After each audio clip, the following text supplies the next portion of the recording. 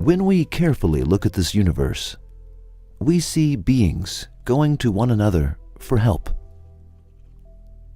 Cells depend on atoms. Organs depend on cells. The body relies on its organs. Plants and animals depend on clouds, and people rely on animals. Everything goes to another for help and completes another's task.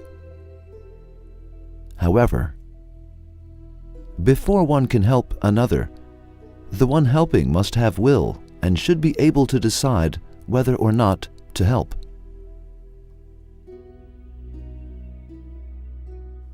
Alongside will, there has to be power. If one does not have power, then he or she cannot help. In addition, the person helping must have the knowledge to understand the one in need, must be able to hear and see the one in need, have a conscience to feel the other's needs, and dozens of other such qualities.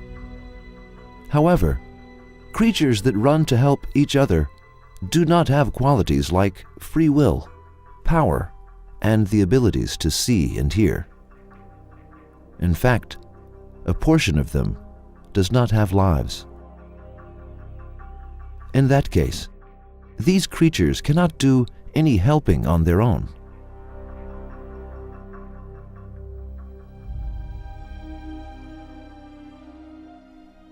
It shows that there is, and has to be, an entity behind the curtains who directs the helping. If we were to separate all living beings to one side, then a lifeless, unconscious, will-less, and powerless group would remain. Like in the example of the powerful helping the weak, and the rich aiding the poor in this instance, it would be necessary for those who are living to help those that are lifeless. However, the reality is just the opposite, because those that are lifeless are helping living beings. Since it is impossible for non-living and will-less things to help on their own, it shows that they are all servants and they act upon God's orders.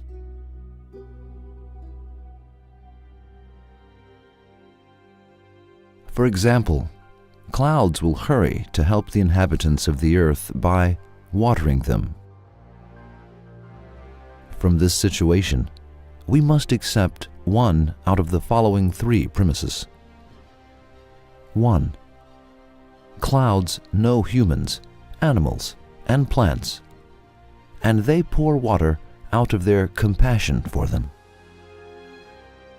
And of course, in order to do such a thing, clouds must have qualities like life, free will, power, and knowledge. 2. The human's power compels clouds to rain. The human will command a cloud to rain, and the cloud will rain.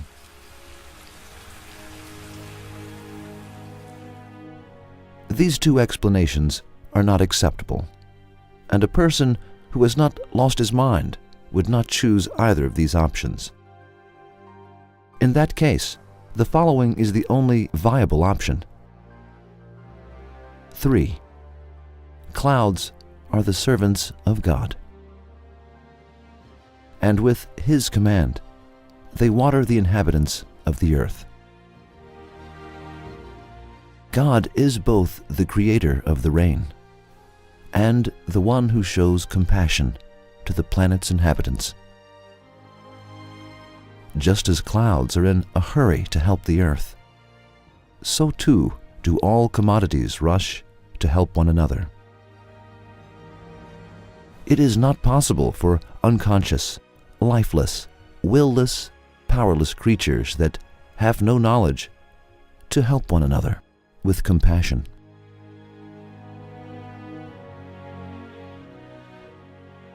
Their inability to independently help proves that there is an entity behind the curtain who is directing creatures to help one another.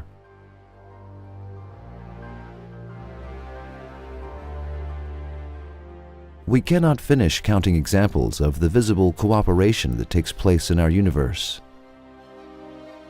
We will only provide an example for the purpose of exemplifying and ask the person who dares to deny God a few questions. A root has two duties. One of them is to hold a tree in place, and the other is to receive elements that the tree needs from the soil. However, the roots of trees with spiky leaves, like juniper and pine, are unable to receive elements from the soil since they grow in acidic areas.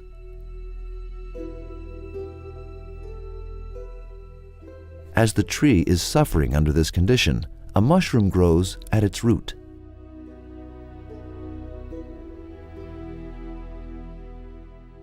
The mushroom prepares and presents the elements that are necessary for the tree. To reciprocate the mushroom's kindness, the tree gives a portion of the sugar that it produces to the mushroom. If you still do not accept the reality that God is responsible for this exchange of help, then provide answers to the following questions. 1. How does the mushroom understand this tree's predicament?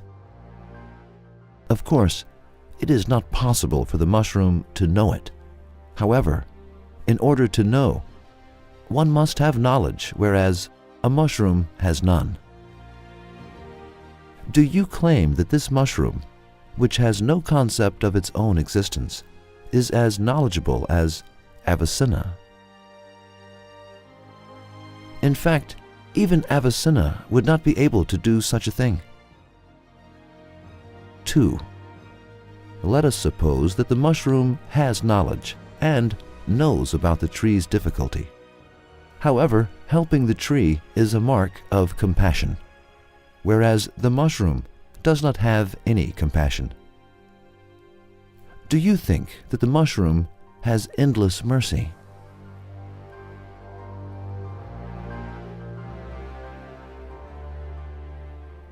Three. Now let us suppose that the mushroom has both knowledge and compassion. How is the mushroom able to do the work that the tree roots are unable to accomplish, and how is the mushroom able to produce the elements that the tree needs? Or do you accept that the mushroom has endless potency? 4. Firstly, how does the mushroom know which elements the tree needs? At which school did this mushroom study botany? For example, do you know which elements a tree needs? If you do not know, then is the mushroom smarter than you? 5. Is it an act of gratitude when the tree produces sugar and offers a portion of it to the mushroom? Is the tree so dignified that it just cannot leave an act of kindness unrequited? We can ask dozens of other similar questions. We have probably understood by now that the one who denies God will be obliged to accept many delusions.